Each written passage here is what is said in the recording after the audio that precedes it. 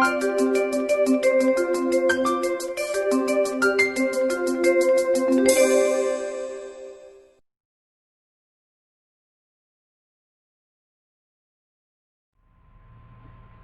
friends, welcome to our YouTube channel Advanced Agriculture.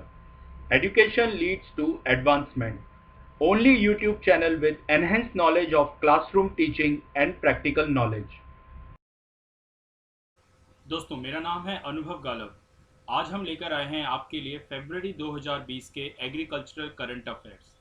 और ऐसे ही monthly current affairs की जानकारी के लिए हमारे चैनल को सब्सक्राइब करना ना भूलें। तो आइए शुरू करते हैं। यूनियन बजट 2020 में इस दशक और हमारे देश की फाइनेंस मिनिस्टर श्रीमती निर्मला सीतारमण ने 1 फरवरी 2020 को agriculture and rural development sector के लिए कुछ अमाउंट एलोकेट किया है। आपका क्वेश्चन ये है कि ये अमाउंट कितना है, और इसका आंसर है ₹2.83 लाख करोड़, यानी 2.83 लाख करोड़। और इन 2.83 लाख करोड़ में से 1.60 लाख करोड़ रुपए एग्रीकल्चर और इरिगेशन सेक्टर में दिए गए और 1.23 लाख करोड़ रुपए रूरल डेवलपमेंट और पंचायती राज सिस्टम के लिए दिए गए। इसके साथ ही 15 लाख करोड़ का अलग से बजट एलोकेशन किया गया है एग्रीकल्चर क्रेडिट के लिए।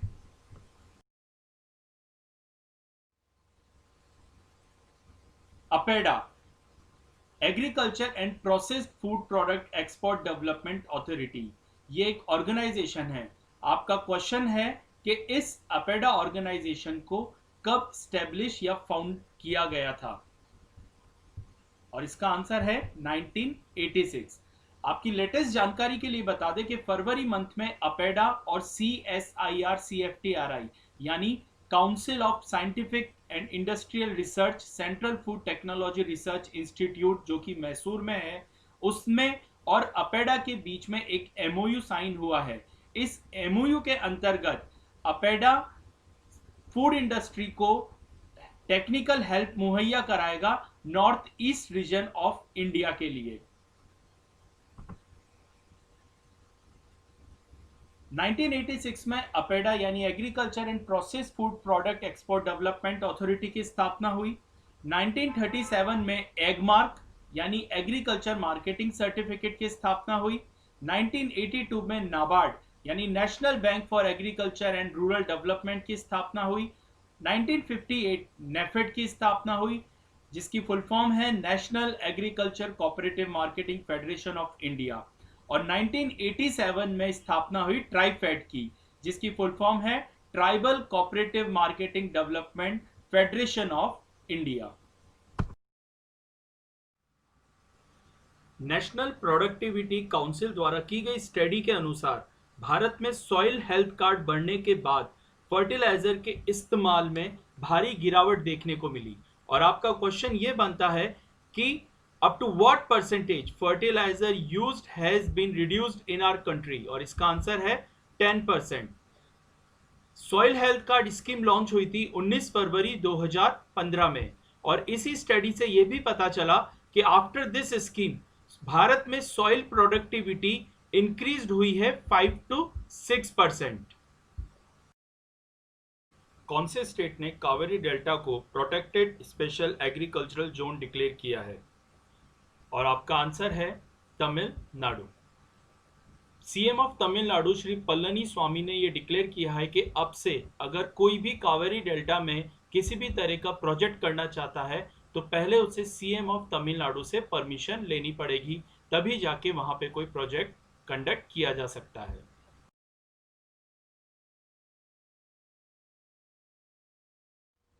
World pulse day is celebrated on which date, और इसका आंसर है 10 Feb.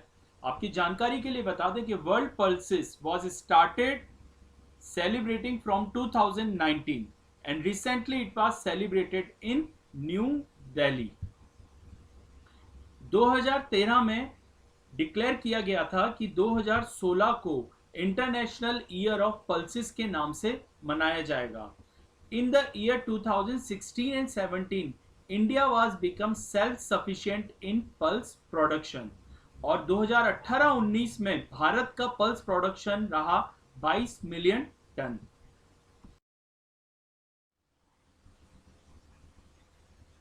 IFAD international fund for agriculture development, यह एक ऑर्गेनाइजेशन है जो यूनाइटेड नेशन द्वारा चलाया जाता है डेवलपिंग कंट्रीज के अंदर भूख और गरीबी को खत्म करने के लिए।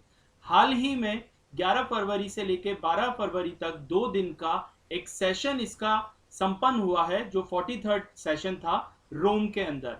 और आपका क्वेश्चन है, international fund for agriculture development was established in year, और इसका आंसर है 1974।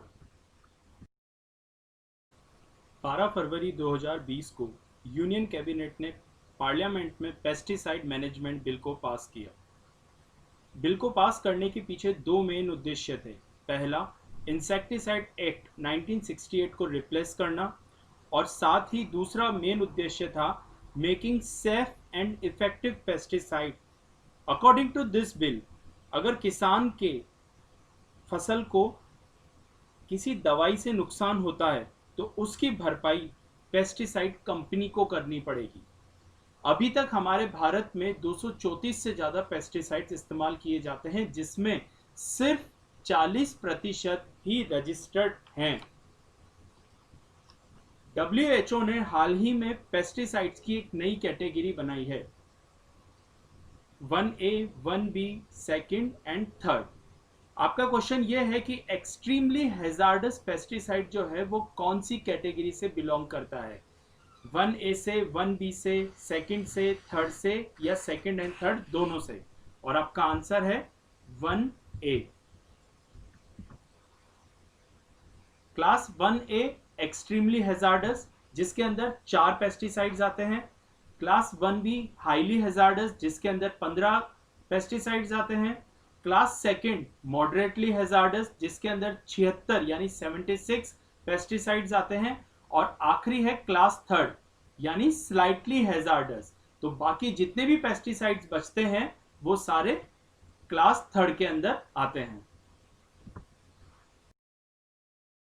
इकोनॉमिक सर्वे 2020 के अनुसार भारत की जीडीपी में फिशरीज, एग्रीकल्चर और फॉरेस्ट्री सेक्टर का कितना कंट्रीब्यूशन रहा? और आपका आंसर है 6.58%। ईयर 2018-19 में टोटल मरीन प्रोडक्ट्स का एक्सपोर्ट जो रहा वो 13.92 लाख टन था, और 2018-19 में ही total fish production of India 13.42 million ton रहा। हाल ही में 21 फरवरी 2020 से 23 फरवरी 2020 तक गवर्नमेंट ऑफ इंडिया ने एक नेशनल ऑर्गेनिक फूड फेस्टिवल का आयोजन किया। इस फेस्टिवल में अराउंड 150 वुमेन्स एंटरप्रेन्योर ने हिस्सा लिया। आपका क्वेश्चन है कि यह फेस्टिवल कहां आयोजित किया गया, और इसका आंसर है न्यू दिल्ली। इस फेस्टिवल की थीम रखी गई थी unleashing India's organic market potential. Bharat 9th largest market है ऑर्गेनिक एग्रीकल्चर का, और पर ईयर प्रोड्यूस करता है 1.7 मिलियन टन of organic product.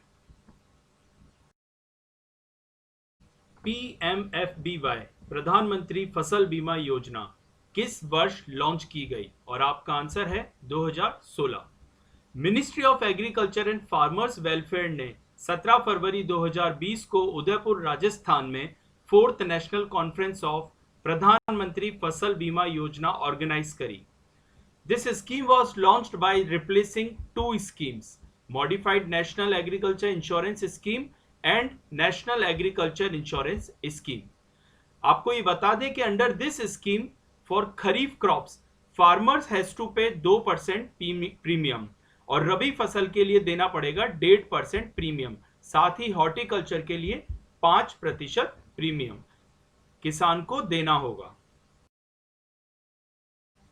Agriculture minister Narendra Singh Tomar ने बताया कि जल्द ही भारत में तिलहन मिशन लॉन्च किया जाएगा to boost the oil seeds production, और इसकी घोषणा 19 फरवरी यानी सॉइल हेल्थ कार्ड डे पर की गई। World's first vegetable oil economy is of USA, world's second vegetable oil economy is of China, world third vegetable oil economy is of Brazil, and world's fourth vegetable oil economy is of India. तो आपका question ये है कि what is the rank of India in vegetable oil production, और answer है first position.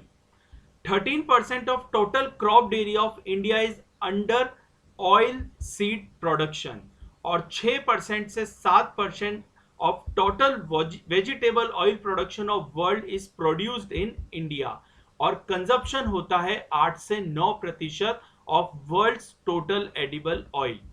A scheme was launched in year 2014-15 by Ministry of Agriculture for 5 years, named as NMOSOP, मतलब national mission on oil seed and oil palm. Cabinet committee on economic affairs ने recently में dairy processing and infrastructure development fund में मिलने वाली interest subvention में revision किया है. आपका क्वेश्चन यह है कि अब सबवेंशन इंटरेस्ट रेट कितना है, और आपका आंसर है 2.5%. पहले ये सबवेंशन इंटरेस्ट रेट जो था वो था 2%.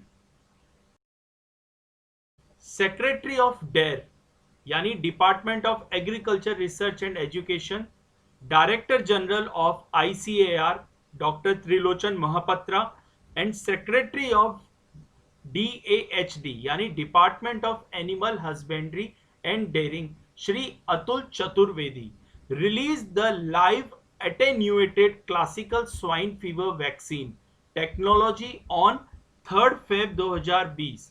आपका क्वेश्चन यह है कि इस live attenuated classical swine fever vaccine technology को कहां पे डेवलप किया गया है, और आपका आंसर है IVRI इज्जत नगर.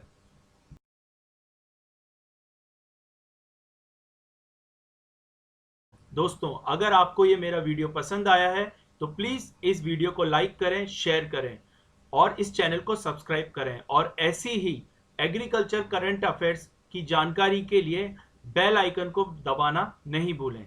Thank you.